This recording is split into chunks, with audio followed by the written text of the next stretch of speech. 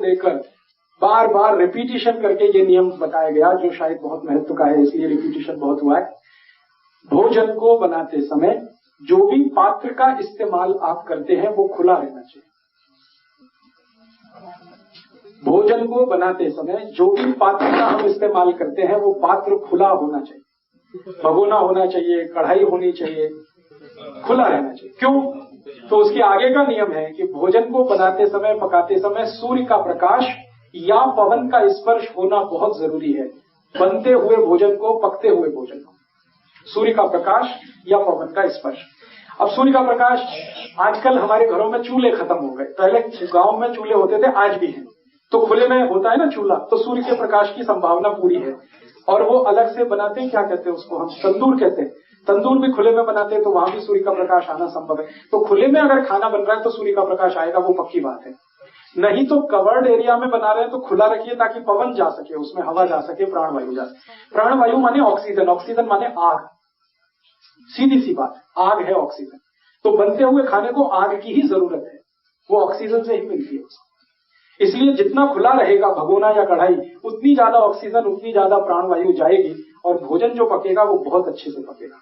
नीचे से आग लग रही है वो अग्नि की है, ऊपर से आग है वो ऑक्सीजन की है, वो कंप्लीट डाइजेस्ट होगा क्योंकि कंप्लीट उसका कुकिंग होगा। इसका सीधा सा मतलब एक ही है, प्रेशर कुकर में खाना मत बनाइए क्योंकि वो खुला हुआ नहीं। प्रेशर कुकर चारों तरफ से बंद है, ना उसमें पवन जा सकता है ना प्रकाश जा सकता है। उसमें से पवन बाहर तो आ सकता है, बाहर से अंदर जाने का कोई रास्ता नहीं है। इसलिए कुकर का खाना क्वालिटी में सबसे खराब होता है। हम लोगों ने इस पर कुछ काम किया, कुछ वैज्ञानिकों के साथ मिलकर, ये समझने के लिए कुकर में दाल बनाई और भगोने में दाल बनाई, दोनों को टेस्ट किया, तो पता चला कि कुकर की दाल के जो माइक्रो न्यूट्रिएंट्स हैं वो है ही नहीं ज्यादा, और खुले हुए भगोने की बनाई हुई दाल के माइक्रो न्यूट्रिएंट्स कुकर से ज्यादा। कढ़ाई में दाल बनाई, कढ़ाई में सब्जी बनाई, और कुकर में दाल बनाई, कुकर में सब्जी बनाई, दोनों की क्वालिटी में अंतर आ जाता है। दो कारण से, एक तो कुकर में पवन नहीं गया, प्रकाश नहीं गया, दूसरा कुकर जो है वो एल्यूमिनियम का है। और मैं बार बार कह रहा हूं कि एल्यूमिनियम दुनिया का सबसे खराब मेटल है खाना बनाने के लिए और खाने के लिए। एल्यूमिनियम का इन्वेंशन हुआ, आविष्कार हुआ हवाई जहाज बनाने के लिए, मिसाइल्स बनाने के लिए, चंद्रयान बनाने के लिए, रॉकेट्स बनाने के लिए, क्योंकि इसको प्रेशर बर्दाश्त करने की ताकत बहुत है एल्यूमिनियम को। और हवाई जहाज 35,000 फीट पे उड़ता है तो एयर प्रेशर सबसे ज्यादा होता है। अगर स्टील का हवाई जहाज बनाएंगे तो फट जाएगा, ब्लास्ट हो जाएगा, इसलिए एल्यूमिनियम का बनाया जाता है। एल्यूमिनियम हवाई जहाज बनाने के लिए बहुत अच्छा मेटल है, मिसाइल बनाने के लिए अच्छा है, यान बनाने के लिए अच्छा है। ये खाना बनाने के लिए अच्छा मेटल नहीं है क्योंकि हैवी मेटल है, बॉडी में जाएगा तकलीफ करेगा। सोलर कुकर में अगर आपके ये जो यूटेंसिल्स है, पात्र, अगर वो एल्यूमिनियम के नहीं है तो अच्छा है, क्योंकि सोलर कुकर में भी एल्यूमिनियम के ही पात्र आजकल रखने लगे।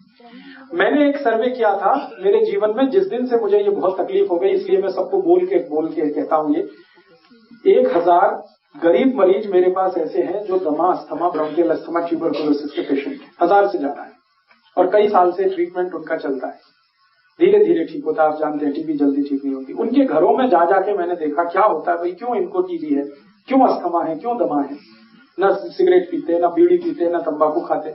तो घरों में जाके देखा तो रोज एल्यूमिनियम के बर्तन में ही खाना बनाते हैं और खाते हैं। क्यों? तो कहते हैं जी सस्ता है। बात तो सही है, सस्ता है, उनको बाकी मेटल्स बहुत महंगे पड़ते हैं। तो चूंकि सस्ता है इसलिए एल्यूमिनियम का वो बर्तन लाके खाना बना रहे हैं और खा रहे हैं, और उसका अंतिम दुष्परिणाम है टीबी से मर रहे हैं। इधर पैसे बचाए, उधर अपना जीवन गंवाते। और मैं आपको थोड़ा एक हिस्टोरिकल फैक्ट शेयर करना चाहता हूं कि एल्यूमिनियम के बर्तन भारत में खाने पीने के काम में कब से आए।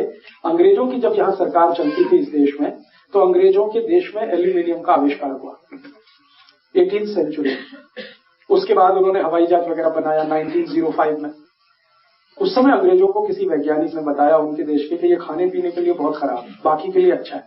तो अंग्रेजों ने भारत के लिए कानून बना दिया कि भारत की जेलों में जितने क्रांतिकारी बंद हैं सबको एल्यूमिनियम के बर्तन में ही खाना दो ताकि जल्दी मरे।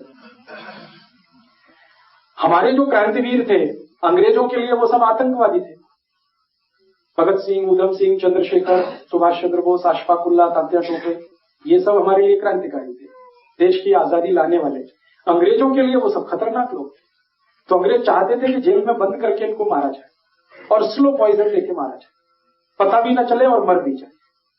तो उनके लिए उन्होंने एल्यूमिनियम के बर्तन लाए और तब से भारत की जेलों में कानून आ गया कि जो जेल का कैदी है उसको एल्यूमिनियम के पात्र में ही चाय मिलेगी, एल्यूमिनियम के पात्र में ही पानी मिलेगा, उसी में रोटी खानी पड़ेगी, उसी में सब। और आज तक वो कानून हमारी जेलों में चला आ रहा है। अंग्रेज तो चले गए 1947 में, लेकिन वो कानून अभी भी है। अभी भी जेल में आप जाएंगे तो हमारे भाई बंदे जो कैदी बन के वहां हैं उनको एल्यूमिनियम में ही खाना है। मेरे बहुत सारे दोस्त हैं जो जेल सुपरिंटेंडेंट हैं, जेलर हैं, मैं बहुत उनको बोलता हूं कि इसको बदल दो, अंग्रेजों के जमाने का नियम था, अब तुम बदल दो। तो वो कहते हैं कि ये हम नहीं बदल सकते, ये संसद बदलेगी। तो संसद में बैठे हुए लोगों को बताओ, समझाओ, तो कहते हैं आप समझाओ, मैं क्यों समझाऊं। सुपरिंटेंडेंट कहता है, जेलर कहता है मैं क्यों बताऊं, आप बताओ ना। और फिर वो अंत में कहता आप ही संसद में जाओ ना और जाके इस कानून को बदलो। माने मैं आपको जो इनसेंसिटिविटी बताना चाहता हूं हमारी सरकार की, कि आजादी के 60 साल के बाद भी ये नियम कायदा कानून बदला नहीं गया इस देश। एल्यूमिनियम के बर्तनों में आज भी वहां खाना बट रहा है और वो आज भी टीबी और अस्थमा और दमा से मर रहा है। अंग्रेजों के जमाने में तो क्रांतिकारियों को होता ही था ये दोनों बीमारी। तो मेरी आपको विनती है कि आपके घर में कोई भी एल्यूमिनियम का बर्तन तो कभी मत लाए। कुकर तो जितना कम इस्तेमाल करें उतना अच्छा है। फिर आप कहेंगे कि उसमें समय कम लगता है, मैंने उसका भी कैलकुलेशन किया। कुकर में दाल बनाने में 10 मिनट लगता है और भगोने में दाल बनाएंगे तो उसमें 25 मिनट लगता है, बस इतना ही अंतर है। 15 मिनट आप बचाते हैं एक दिन में, तो महीने का, फिर साल का, फिर 100 साल का कैलकुलेशन मैंने किया। तो जितना समय आप बचाते हैं उतना आपका हॉस्पिटल में चला जाता है जब आप दमा के मरीज हो जाते हैं या अस्थमा के मरीज हो जाते हैं या टीबी के मरीज हो जाते हैं, और वो समय बचाया हुआ वहां जाता है पैसे के साथ। समय तो जाता ही है, पैसा भी जाता है। तो अल्टीमेटली ये कोई बेनिफिशियल नहीं है आपके लिए कि आपने 15 मिनट बचा लिया। आप अपने घर के टाइम को थोड़ा मैनेज कर दीजिए। जैसे दाल पकने को रख दिया, 25 मिनट लगना है खुले बर्तन में, ये पक्का है, तब तक आप दूसरे काम निपटा लीजिए। कोशिश कुछ इस तरह से करें। तो आप बोलेंगे सबसे अच्छे बर्तन कौन से हैं? एल्यूमिनियम तो सबसे खराब है, ये जान लीजिए। फिर सबसे अच्छे जो बर्तन भारत में माने जाते हैं उनमें है पीतल, सबसे अच्छा भोजन बनाने के लिए, भोजन खाने के लिए। पीतल के बाद जो दूसरा सबसे अच्छा एलॉय है वो कांसा। कांसे के बर्तन अभी भी बनते हैं पंजाब में, हरियाणा में, छोटे छोटे गांव में बहुत सारे बर्तन बनाने वाले लोगों की जातियां हैं जिनको शायद ठटेरे कहते हैं, वो लोग बनाते हैं ठोक कर पीट कर। तो कांसे के बर्तन ले आइए, बहुत अच्छे हैं। पीतल के बर्तन ले आइए, बहुत अच्छे हैं। और आपने थोड़ी देर पहले कहा दही, दही हमेशा कांसे के बर्तन में खाएं तो अमृत है, लोहे के बर्तन में खाएंगे तो वो लोहे ही जैसा है। हाँ, बहुत अच्छा सवाल। हरा कब होता है? जब दही खट्टा होता है। खट्टा दही कांसे के बर्तन में डालने से पहले गुड़ मिला के फिर आप खाइए, कभी भी हरा नहीं होगा। दही जैसे ही खट्टा हुआ तुरंत गुड़ डाल दीजिए उसमें। हाँ, इसके लिए क्या करना है आपको? इसके लिए थोड़ी व्यवस्था ये करनी है कि कांसे के बर्तन में सब्जी डालनी है तो जितना जल्दी खा लेंगे उतना अच्छा है। जितना जल्दी खा लेंगे, उसको स्टोर करके नहीं रखना। स्टोर करने के लिए जो बर्तन है वो पीतल वाले, और स्टोर करने के लिए इन दोनों से भी अच्छे कुछ बर्तन है, पीतल और कांसे से भी अच्छे कुछ बर्तन है चांदी के, सिल्वर के। लेकिन चांदी इतनी महंगी है, 20,000 रुपए किलो है, तो मैं डर लगता है किसी को बताऊं। और चांदी से भी अच्छे बर्तन होते हैं सोने के, स्टोर करने के लिए, लेकिन सोना तो और भी महंगा है। अब आखिरी बात जो मैं कहने जा रहा हूं वो ये है कि इन सबको नहीं कर सकते तो मिट्टी के बर्तन ले लीजिए, चीप एंड बेस्ट। मिट्टी की हांडी आती है, मिट्टी का तवा आता है, हांडी में दाल पकती है, हांडी में सब्जी भी पकती है, हांडी में चावल भी पकता है, हांडी में खिचड़ी भी पकती है और तवे पे रोटी भी बनती है। मिट्टी की हांडी 15 से 20 रुपए में मिलती है, 3-4 महीने चलती है, यूज एंड थ्रो है, टूट गई तो फिर ले लीजिए, फिर ले लीजिए, फिर ले लीजिए। उससे हमारी इकोनॉमी भी चलती है। हाँ, गैस पे चलेगी, बराबर चलेगी। बस आपको ध्यान इतना रखना है कि मिट्टी की हांडी में दाल पकाई या चावल पका, कुछ भी पकाया तो गैस धीमी रखिए। मिट्टी की विशेषता है कि उसको आग धीमे धीमे धीमे धीमे चलेगी, तो धीमी आग में पकाएंगे तो गैस की बचत होगी और जो दाल पकेगी उसका स्वाद इतना जबरदस्त होगा कि आप उंगली चाट जाएंगे। आज हिंदुस्तान में मिट्टी की हांडी की बनी हुई दाल खाने के लिए 5 स्टार होटल में 400 रुपए लगते हैं। दिल्ली बंबई हांडी की दाल। कभी जयपुर जाइए तो जयपुर शहर से पहले एक चौकी ढाणी करके रेस्टोरेंट बना है, तो वहां लोग सिर्फ खाना खाने इसलिए जाते हैं कि मिट्टी की हांडी की दाल मिलती है और वो 250 रुपए की थाली देता है और दाल तो थोड़ी ही देता है। दूसरी बार ले लो तो 400 रुपए ले लेता है। अब मैंने एक दिन हिसाब लगाया, 400 रुपए में तो 10 हांडी घर में आती है।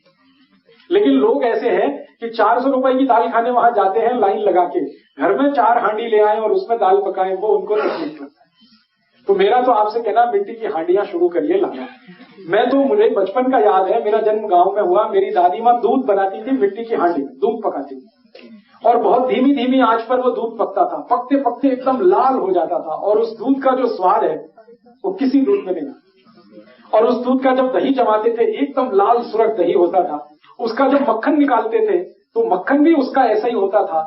और उसकी छाछ पीते थे, माने लस्सी, और भी अद्भुत होती थी। वो स्वाद हमने सब भुला दिया। मॉडर्नाइजेशन के चक्कर में, अमेरिका की और यूरोप की नकल करने के चक्कर में हम मिट्टी को भूल गए। कुकर ले आए, यूटेंसिल्स आ गए, फ्यूचुरा आ गया, फिर ये आ गया, महंगे महंगे चीजें, सस्ती चीज क्वालिटी। अब मैं आपको जो और गहरी बात कहने जा रहा हूं वो ये कि मिट्टी के बर्तनों में खाना बनाएं और उसका उपयोग करें, उसमें स्टोरेज करना सबसे अच्छा है। दाल पकाई, अब आपको स्टोर करके रखनी है, मिट्टी की हांडी में रख दीजिए, भूल जाइए, कोई तकलीफ नहीं। सब्जी पकाई, स्टोर करके रखनी ही है, मिट्टी की हांडी में रख दीजिए, भूल जाइए। दही बनाया, स्टोर करके रखना है, मिट्टी की हांडी में रख दीजिए। दूध रखना है, मिट्टी की हांडी में रख दीजिए। ये स्टोरेज के लिए मिट्टी सबसे अच्छी है, पकाने के लिए भी सबसे अच्छी। कांच भी मिट्टी का ही एक स्वरूप है। कांच जो बनता है ना, मिट्टी से ही बनता है। सिलिका, सिलिका माने मिट्टी। तो कांच का बर्तन भी मिट्टी के ऑल्टरनेट के रूप में मिल सकता है, लेकिन थोड़ा महंगा है, उससे भी सस्ती मिट्टी है। और एक बात जान लीजिए, मिट्टी जो है सारे माइक्रो न्यूट्रिएंट्स की मां है। दुनिया के सारे माइक्रो न्यूट्रिएंट्स मिट्टी से ही मिलते हैं। कैल्शियम आपको चाहिए, मिट्टी से मिलता है। फास्फोरस चाहिए, मिट्टी से मिलता है। सल्फर चाहिए, मिट्टी से मिलता है। जिंक चाहिए, मिट्टी से मिलता है। मैग्नीशियम चाहिए, मिट्टी से मिलता है। मैग्नीज चाहिए, मिट्टी से मिलता है। आयरन चाहिए, मिट्टी से मिलता है। सारी दुनिया जहां के माइक्रो न्यूट्रिएंट्स मिट्टी से ही मिलते हैं, क्योंकि मिट्टी सूरज की धूप में लाखों साल तपती है, लाखों करोड़ों साल तपती है। कई बार मुझे लगता है कि महात्मा बुद्ध, महावीर स्वामी ने जितनी तपस्या नहीं की है, उससे ज्यादा मिट्टी ने तपस्या की। लाखों करोड़ों साल से धूप सूरज की ले रही है, रिसीव कर रही है, तप रही है। उसके तपने से उसमें जो क्वालिटी डेवलप हो रही है, उसको हम भूल रहे हैं और छोड़ रहे हैं, इस्तेमाल नहीं कर रहे हैं। हमारे घरों में आजकल मिट्टी के घड़े आना बंद हो गए, फ्रिज आ गया, रेफ्रिजरेटर आ गया, मिट्टी के दिए आना बंद हो गए, चाइना से बने हुए बल्ब की झालर आ गई दिवाली पे। हम कहते तो अपने आप को मॉडर्न है, लेकिन मूर्खों की श्रेणी में हम शामिल होते जा रहे हैं। हाँ, अभी कर रहा हूं। तो आपसे मेरी एक छोटी सी गुजारिश है, पंजाब में अभी भी मिट्टी बहुत अच्छी है और पंजाब में कुम्हार भी है। मैं थोड़े दिन पहले जलंधर गया था। जलंधर शहर में सड़क के किनारे बैठे हुए 10-12 कुम्हारों से मैं मिला था और उनसे पूछता था, भाई आपकी रोजी रोटी कैसे चलती? कहते तकलीफ में चलती है। क्यों? कहते घड़े बनाते हैं, पूरे बिक नहीं पाते, दिए बनाते हैं, पूरे बिक नहीं पाते, हांडियां बनाते हैं, बिक नहीं पाते। तो जिंदगी चलती तो है, घिसट घिसट के चलती है। फिर मैं बोला अगर आपका बिकने लगे तो? उन्होंने कहा बहुत खुशी होगी। तो उनका कहना था कि हमारा बेचेगा कौन? हमारे पास कोई जाहिरात करने का, एडवर्टाइजमेंट करने का पैसा नहीं है। मैंने कहा मैं करूंगा आपका एडवर्टाइजमेंट, फोकट में आपका ब्रांड एम्बेसडर बनूंगा। तो मैं सारे देश में घूम घूम के लोगों से कहता हूं कि आज ही ऑर्डर दे दो अपने किसी कुम्हार को कि 2-4 हांडियां लिया, 1-2 घड़े लिया, तवा मिट्टी का मंगा लीजिए। जो 2-4 चीजें आ जाए आपके घर में तो बहुत सुधार आ जाएगा खाने में, क्योंकि कैल्शियम आयरन की डिफिशियंसी हमारे भोजन में खूब हो रही है। और आजकल उस डिफिशियंसी का दुष्परिणाम जानते हैं क्या है? हम सभी की माताएं और बहनें जब गर्भावस्था में जाती हैं तो बिना सीजर बच्चे आते ही नहीं इस दुनिया में। वो कैल्शियम की डिफिशियंसी का कारण है, आयरन की डिफिशियंसी का कारण है। आयरन और कैल्शियम दोनों ही कम होगा, बॉडी में फ्लेक्सिबिलिटी होगी नहीं, बच्चा तो सीजर करना ही पड़ेगा आपको। और जिनके बच्चे सीजर हो गए, याद रखिएगा जिंदगी भर उनको कोई भी दर्द से छुटकारा दिला नहीं सकता। पीठ का दर्द, पांव का दर्द, घुटने का दर्द होने ही वाला है। सीजर होने के बाद तो कोई भगवान भी आपका दर्द नहीं मिटा सकता। जिंदगी भर डॉक्टर कहेगा दवा खाते रहो, दवा खाते रहो, दर्द मिटाते रहो या कम करते रहो, फिर दवा बंद करो, फिर दर्द आएगा। तो इतना बड़ा जुल्म क्यों करना अपने शरीर पर? माताओं को अक्सर मैंने देखा गर्भावस्था के समय में हीमोग्लोबिन 8 और 9 और 7 के आसपास है। आयरन की इतनी कमी है, खाने में आयरन मिल नहीं रहा है, कैल्शियम कम हो गया है, क्योंकि यूरिया डीएपी इतना डाल दिया है खेत में कि उससे हमारे शरीर के भोजन की गुणवत्ता प्रभावित हुई है। तो इसको कुछ बैलेंस करना है तो मिट्टी ही कर सकती है, क्योंकि मिट्टी में भरपूर कैल्शियम है, भरपूर आयरन है, भरपूर फास्फोरस। मिट्टी में दाल पकाते ही आप देखते हैं कैल्शियम बढ़ जाएगा, टेस्ट उसका बता देगा आपको, फास्फोरस बढ़ जाएगा, टेस्ट बता देगा। तो मेरा आपको फोर्सफुली ये रिक्वेस्ट है, जोर देकर मैं आपसे कह रहा हूं कि 2-4 बर्तन खरीद लीजिए। वो कुम्हार की जिंदगी सुधर जाएगी और आपका घर का बजट कम हो जाएगा और आपके भोजन की क्वालिटी अच्छी हो जाएगी। मैंने एक दिन हिसाब निकाला, भारत में 1,50,00,000 कुम्हार है और 20 करोड़ परिवार हैं इस देश में। अगर हर परिवार 2-2, 4-4 हांडियां खरीद ले, एक तवा खरीद ले, एक घड़ा खरीद ले, तो 1,50,00,000 की जिंदगी हमेशा के लिए खुशहाल हो जाएगी। और वो 1,50,00,000 जब अपनी जिंदगी आपकी मदद से चलाएंगे तो आपको ही भगवान मानेंगे। है बनता आप जो है, मैं जलंधर में देखा, बहुत अच्छा तवा, काली मिट्टी का तवा है, लाल मिट्टी का तवा है, पीली मिट्टी का, 3 तरह के तवे हैं।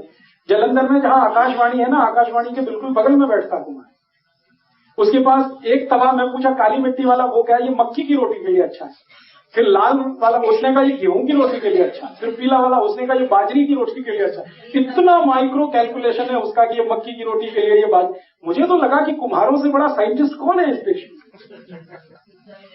जो ये माइक्रो कैलकुलेशन करके बैठी है कि ये मक्की की रोटी के लिए अच्छा है, ये बाजरी की रोटी के लिए अच्छा है, ये गेहूं की रोटी के लिए अच्छा है। ये जरूर है कि उनके पास डिग्री नहीं है, सो व्हाट, डिग्री तो बहुत लोगों के पास नहीं है, लेकिन नॉलेज तो है। तो वो नॉलेज जो उनके पास है, परंपरा से आया हुआ, उस नॉलेज का समाज के लिए सदुपयोग हो, मेरी ये इच्छा है, और करोड़ों लोगों को रोजगार मिले और आपका किचन का थोड़ा रंग रूप बदले। मैं आपको एक छोटी सी बात और शेयर करना चाहता हूँ। थोड़े दिन पहले मैं मद्रास गया था। मद्रास में एक बहुत बड़ा ग्रुप है, टीवीएस, आपका नाम सुना? टीवीएस जो मोटरसाइकिल है, बहुत बड़ा ग्रुप है, जैसे हीरो होंडा हमारे उत्तर भारत का, वैसे दक्षिण भारत का टीवीएस ग्रुप है। शायद उनका टर्नओवर 2 से 2.5 लाख करोड़ का है। तो उनके घर के किसी सदस्य ने मेरी कोई सीडी सुनी, सीडी सुन के वो लेक्चर में आए। लेक्चर के बाद उन्होंने मुझे इनवाइट किया कि आप हमारे घर डिनर को आएंगे। मैंने कहा आऊंगा अगर फुर्सत हुई तो उनका आइए, हमको बहुत खुशी होगी। तो मैं उनके घर गया डिनर के लिए, तो इतना हैरान हो गया कि उनके रसोई में सारे बर्तन मिट्टी के, घड़ा मिट्टी का है, तवा मिट्टी का है, हांडी मिट्टी की है, वो आटा गूंदने के लिए जो थाली होती है ना, वो भी मिट्टी की, परात उसको, सब कुछ मिट्टी का। अब मैंने उनके घर की मालकिन से पूछा कि 2.5 लाख करोड़ का एम्पायर आप संभालती है, पति पत्नी दोनों मिलकर काम करते हैं, इतना बड़ा एम्पायर संभालती है, मिट्टी की हांडी में दाल पकाने का समय कब मिलता है आपको? तो उनका जो उत्तर था वो देख के मैं दंग रह गया। उन्होंने कहा कि मिस्टर दीक्षित, दुनिया में हेल्थ से ज्यादा महत्वपूर्ण कुछ नहीं होता। अगर हमारी हेल्थ हम मेंटेन नहीं कर सकते तो ये 2.5 लाख करोड़ कुछ काम का नहीं। अगर हम बीमार पड़ते हैं, डॉक्टरों के पास जाते हैं, इधर हजारों करोड़ कमाते हैं, उधर कमाते हैं, तो ये किसी काम का नहीं। और अगर मिट्टी के बर्तनों का इस्तेमाल करके हमारी हेल्थ सुरक्षित है और हमको सालों साल डॉक्टर के पास जाना नहीं पड़ता, दवा खानी नहीं पड़ती, तो इससे अच्छा क्या सौदा है? तो मैंने कहा समय ज्यादा लगता है। तो उन्होंने कहा मैं मैनेज करती हूँ उस समय को, इधर दाल चढ़ा दिया, उधर ये चढ़ा दिया, मुझे दूसरे काम में फाइल साइन करनी है वो कर लिया, ऑर्डर किसी को प्लेस कर, वो सब मैनेज करती हूँ। तो मैनेजमेंट का ही सारा किस्सा है। तब मुझे समझ में आया कि ये बहानेबाजी हम छोड़ें कि इसमें समय ज्यादा लगता है, कि इसमें ऐसा होता है, ये धुलने में तकलीफ है, या इसमें कोई तकलीफ दुनिया में बड़ी नहीं है आपके हेल्थ से ज्यादा। तो आपकी हेल्थ को ध्यान में रखिए। अगर आप मिट्टी के बर्तन लाएंगे तो बहुत ही अच्छा, स्टोरेज के लिए भी, पकाने के लिए। दूध आप जरूर पकाइए मिट्टी की हांडी में, फिर पी के देखिए। दही जमाइए मिट्टी की हांडी में, फिर खा के। आप कभी बंगाल जाते हैं? कलकत्ता में वो मिष्टी दही, मीठा दही मिलता है, सारा देश और दुनिया उसकी गुणगान करता है। उस दही की सारी क्वालिटी वो मिट्टी के कुल्हड़ की है, मिट्टी की छोटी छोटी हांडियों में दही जमा के रखते हैं, उसका टेस्ट। और रसगुल्ला बनाते हैं, वो रसगुल्ले का दूध मिट्टी की हांडी में उबालते हैं, तब जाके वो रसगुल्ला इतना सॉफ्टी बनता है। वो कहते हैं कि अगर हम किसी दूसरे बर्तन में दूध उबालकर उसको फाड़े तो रसगुल्ले में सॉफ्टनेस नहीं आती, मिट्टी की हांडी में बनाते हैं तो सॉफ्टनेस आती है। तो पूरे बंगाल में, उड़ीसा में, और अब तो मैं एक और बात आपसे शेयर करने जा रहा हूं कि भारत के सारे बड़े मंदिर, देवालय, भगवान के स्थान मिट्टी के बर्तनों में ही प्रसाद बनाते हैं और भगवान को अर्पण करते हैं।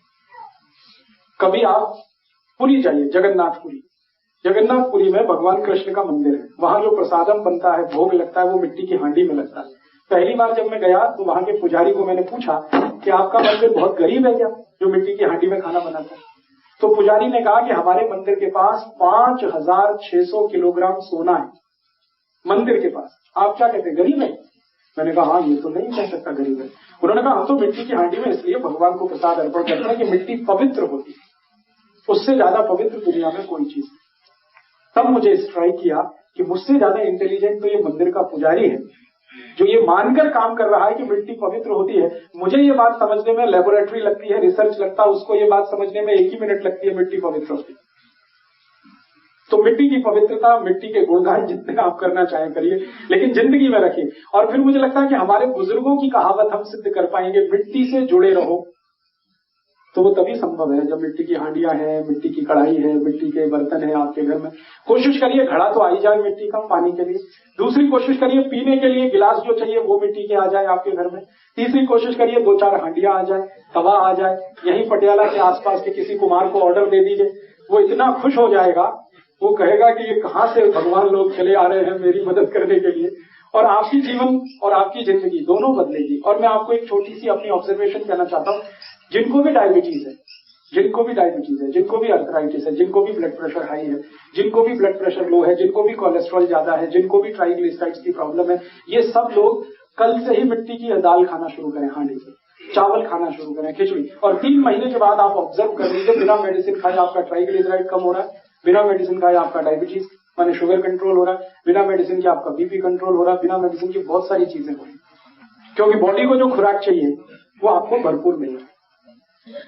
अब इसके बाद मैं चाहता हूं कि आपके मन में कुछ प्रश्न है तो आप जरूर करें। लोहे के बर्तन की बात, हाँ, लोहे के बर्तन के बारे में ये कहा जाता है कि लोहा जो रॉट आयरन है, रॉट आयरन, एक तो स्टेनलेस स्टील है, ये अच्छा नहीं होता, रॉट आयरन बहुत अच्छा। जो प्योर आयरन फॉर्म में मिलता है ना, थोड़ा काला काला, वो लोहे के बर्तन। तो उस लोहे के बर्तन में आप सब्जियां बना सकते हैं, दाल भी चाहे तो पका सकते हैं। लोहे की कढ़ाई आप बाजार में मिलती है आसानी से, वो कई गुने अच्छी है प्रेशर कुकर से। हाँ, काली हो जाती है तो उसका तरीका बताता हूँ साफ करने का। लोहे की कढ़ाई को साफ करने के पहले उसमें नींबू निचोड़ दीजिए, या नींबू के छिलके से उसको अच्छे से घुमा दीजिए, और आपके घर में जो भी साफ करने के लिए है उसको रब करके कर दीजिए, बिल्कुल क्लियर हो जाए। नींबू इस्तेमाल करके सब क्लियर कर देता है। लोहे की कढ़ाई जिवें बनती साफ तो मैं खुद यूज करता जी बदले। बहुत अच्छा। ਉਹਦੇ ਵਿੱਚ ਜਿਹੜੀ ਚੀਜ਼ ਬਣੂਗੀ ਸਾफ ਕਰਨ ਤੋਂ ਬਾਅਦ ਉਹਦਾ ਕਲਰ ਬਲੈਕ ਹੀ ਆਏਗਾ, क्योंकि आयरन उसमें आने ही वाला है। वो तो आयरन ब्लैक है तो आयरन आएगा, तो वो तो थोड़ी ब्लैकिशनेस आएगी, उससे घबराइए मत। क्योंकि आयरन की गोलियां खाते हैं आप, हजारों रुपए खर्च करते हैं, उससे अच्छा आयरन की कढ़ाई है आपके पास। इतना जरूर ध्यान रखिए कि ये जो आयरन है कढ़ाई में, रॉट आयरन, ये स्टेनलेस स्टील से अच्छा है, और कई गुना ये एल्यूमिनियम से भी ज्यादा अच्छा है। स्टील अच्छा है लेकिन 50-50 स्टील से अच्छा आयरन है। स्टील को क्या कहते हैं, स्टेनलेस बनाने के लिए उसमें निकिल और क्रोमियम 2 केमिकल मिक्स करने पड़ते हैं, दोनों ही हैवी हैं। तो स्टेनलेस स्टील से अच्छा हमेशा आयरन होता है, आयरन से अच्छा हमेशा कांसा है, कांसे से अच्छा पीतल है, और इन सब से अच्छा मिट्टी। हाँ, कुछ लोग कलई कर लेते हैं, और वो कलई इसलिए की जाती है कि थोड़ा सफाई में मदद करे और उसमें ज्यादा घी भी नहीं चिपके, क्योंकि वो कलई करते ही थोड़ा स्टिकनेस उसकी कम हो जाती है, तो वो घी ज्यादा नहीं चिपकता, तेल ज्यादा नहीं चिपकता। लेकिन कलई ना करें तो अच्छा ही है, कलई कर भी लेंगे तो इतना खराब नहीं, इतना खराब नहीं। आजकल जो ज्यादा बीमारी है लगभग इंसान को तेजाब की और गैस। बहुत अच्छा। मैं अभी बीमारियों पे बात शुरू करूं उसके पहले आज के सूत्रों पे आप प्रश्न